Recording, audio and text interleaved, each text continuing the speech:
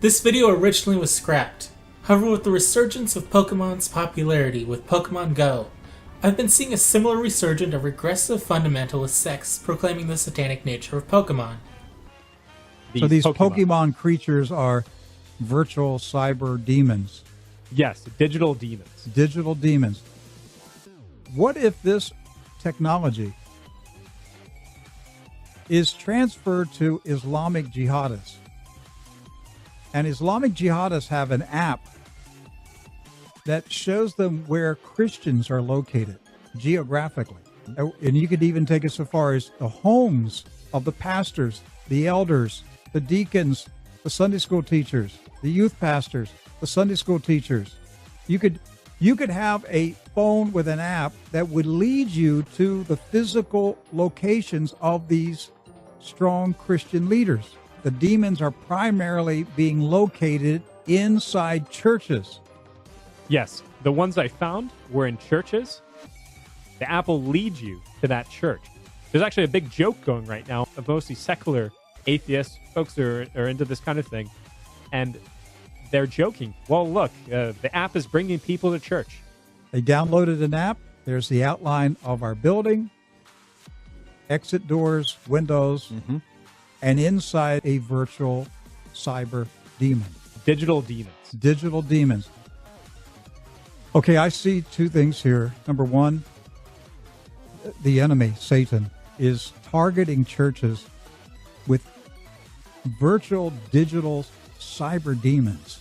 You got a 40-year-old man on a four-wheeler driving around looking for one. And most likely he would have come in this building had a door opened up. See, we've talked to locations where people have gone into churches looking for these demons. Yes. Yeah. They're going into the churches looking for this Pokemon cyber demon. Digital demons. Digital demons. I believe this thing is a magnet for demonic powers. Drive around your city and see where the Pokemon demons are located. You will find that they're in the churches. His camera is open.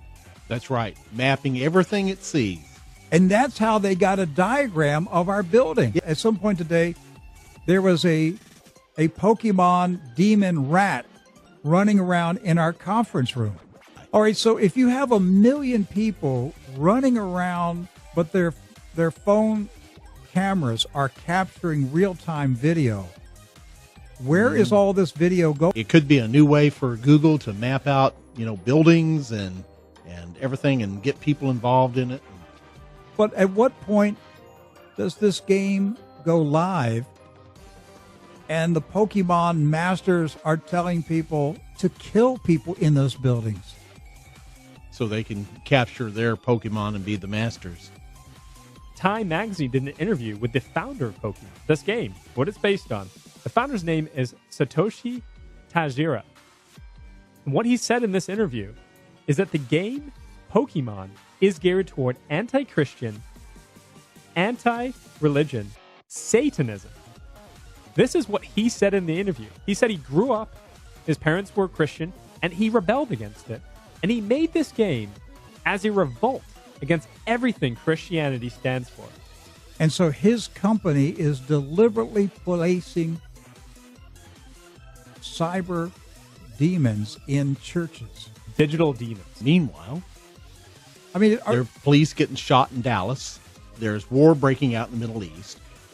North Korea is going to go to war with us. But we're hypnotized. We're sucked into this stupid virtual reality world. We'd rather live in a virtual world than live in the real world. They're just going to be vaporized by a nuclear blast. I think I just contracted cancer. So I suppose it is time to explain why such claims are ridiculous and complete nonsense. Back in the late 90s, this quirky little Japanese RPG made it to America. You would capture and use enemies in the game as your characters.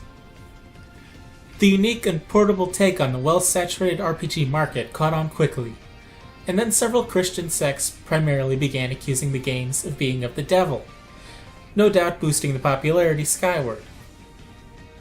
Were these accusations correct? Well, since this was scrapped, you already know where I'm going with this.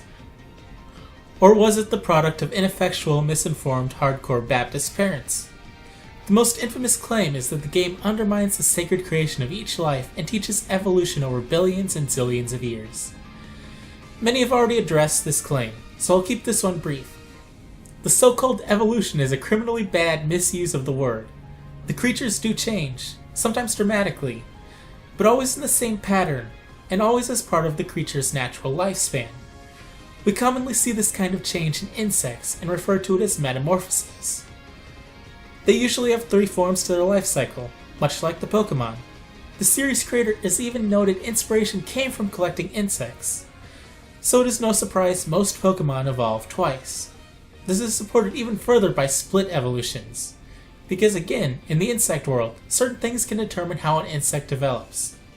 Simply how well an ant is fed will determine whether it gains wings and becomes a queen or not. Other so-called evolutions simply depict the development of an animal from a child to an adult. The closest to properly describing evolution comes from Mew, who is said to have the basic genetic code of all Pokémon. How that can actually be with Arceus, I don't know. Speaking of Arceus, the games have canonized creation. The games are set in a world with a god. The games reflect themes from Christianity and Shinto.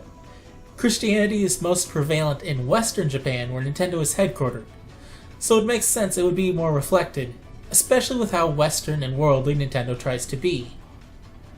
The blend makes even more sense when you consider the impact Christianity has had on Japan, and the Japanese culture often blends many religions. So even though for the whole nation, few claim to be exclusively Christian, Christianity is a big deal in Japan. It also helps that Shinto and Christianity parallel at several points. Shinto has always spoken of a head creation trinity. One god created with the universe, followed shortly by a couple other who created a number of lesser gods, who all created the earth and people. It is also important to note that the Japanese word for god, kami, can also mean a good, holy, or divine spirit. So Christianity described only through native Japanese words would not as clearly delineate the difference between gods, angels, and the souls of good people as in English. This is kind of like all the legendaries. Groudon and Kyogre made Hoenn. Arceus made Dialga and Palkia, who made the building blocks of the world. Very Shinto-Christian-y.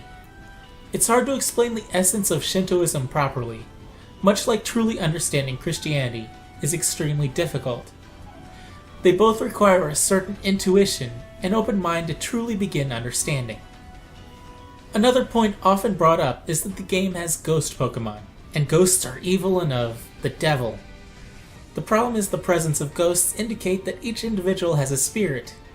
Do boos make Mario of the devil? No. Atheism is very unlikely to be true, if not outright disproven in Mario, Zelda, and Pokemon.